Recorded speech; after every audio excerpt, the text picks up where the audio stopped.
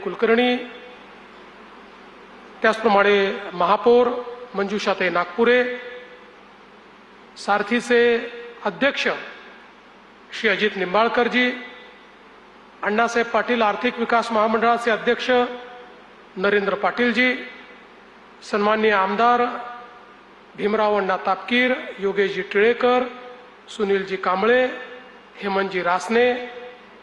राहुलजी कुल, बापूसाहेब पठारे, अभिमन्यूजी पवार, विक्रम काकडे, त्याचप्रमाणे नियोजन सचिव श्रीमती शैला, श्रीमती शीतल उगले, श्री मधुकर कोकाटे, श्री उमाकांत दांगट, डॉक्टर नवनाथ पासलकर, श्री महेश पाटील, श्री गजानन पाटील, या ठिकाणी उपस्थित सर्व सारथीचे यशस्वी विद्यार्थी आणि उपस्थित सर्व त्यांचे पालक, भगिनी आणि बंधूंनो, आज अतिशय आनंदाची गोष्ट आहे की सारथीच्या विविध उपक्रमांच्या माध्यमातून ज्या लोकांनी त्याचा उचित लाभ घेऊन आपल्या जीवनामध्ये मेहनत करून वेगवेगळ्या स्पर्धा परीक्षा पास केल्या, वेगवेगळ्या प्रकारचे गुणवत्ता धारण केली, अशा सर्व विद्यार्थ्यांचा सत्कार आपण या ठिकाणी ठेवला। खरं तर या सभागृहामध्ये ज्यांचा सत्कार केला पाहिजे असे जवळपास 800 ते 1000 विद्यार्थी आहेत, पण सगळ्यांचा सत्कार या ठिकाणी मंचावर बोलवून करणं हे शक्य नव्हतं आणि म्हणून प्रातिनिधिक स्वरूपामध्ये आपण काही सत्कार या ठिकाणी केलेले आहेत। ज्यांचा सत्कार झाला त्यांचं तर मी अभिनंदन करतोच, पण ज्यांचं आम्ही करू शकलो नाही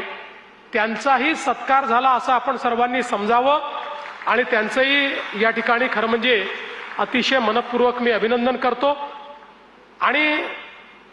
सारथीचं संचालक मंडळ असेल, अधिकारी असतील, कर्मचारी असतील, या सगळ्यांचं अतिशय मनापासून या ठिकाणी अभिनंदन करतो।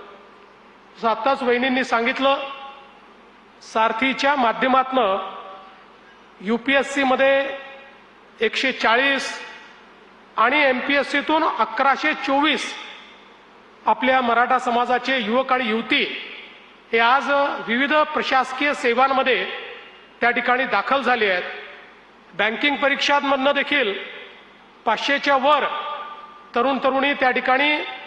सिलेक्ट झाले आहेत आणि वेगवेगळ्या प्रशिक्षणाच्या माध्यमातून 13,000 पेक्षा जास्त या ठिकाणी प्रशिक्षित होऊन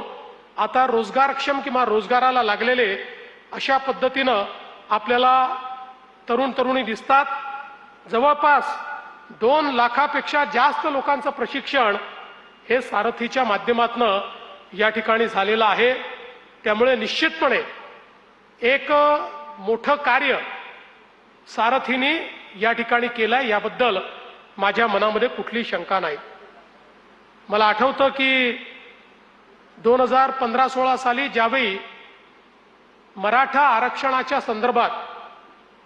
मोठ्या प्रमाणात मोर्चे निघाले आणि देशाच्या इतिहासामध्ये एवढे शांत मोर्चे, हजारो लोक ज्या मोर्चांमध्ये सामील आहेत, पण एकही नारा नाही, गडबड नाही, गोंधळ नाही, अतिशय शिस्तीमध्ये छत्रपती शिवरायांच्या प्रतिमेचं वंदन करून या मोर्चांनी एक वेगळीच उंची त्या ठिकाणी गाठली आणि समाजामध्ये आपली मागणी मांडण्याकरता एक अभिनव अशा पद्धतीची एक व्यवस्था ही आपल्याला दाखवली। आणि त्या मोर्चांना प्रतिसाद देत त्यावेळी मी मुख्यमंत्री होतो, आम्ही सगळ्यांनी निर्णय केला आणि मराठा समाजाच्या आरक्षणाचा कायदा आम्ही त्या ठिकाणी पास केला। पण ज्यावेळी हा कायदा आम्ही पास केला त्यावेळी एक गोष्ट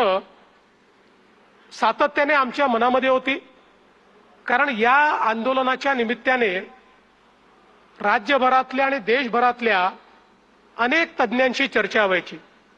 मराठा समाजातले अनेक विचारवंत, बुद्धिवंत, विशेषज्ञ यांच्याशी चर्चा व्हायची की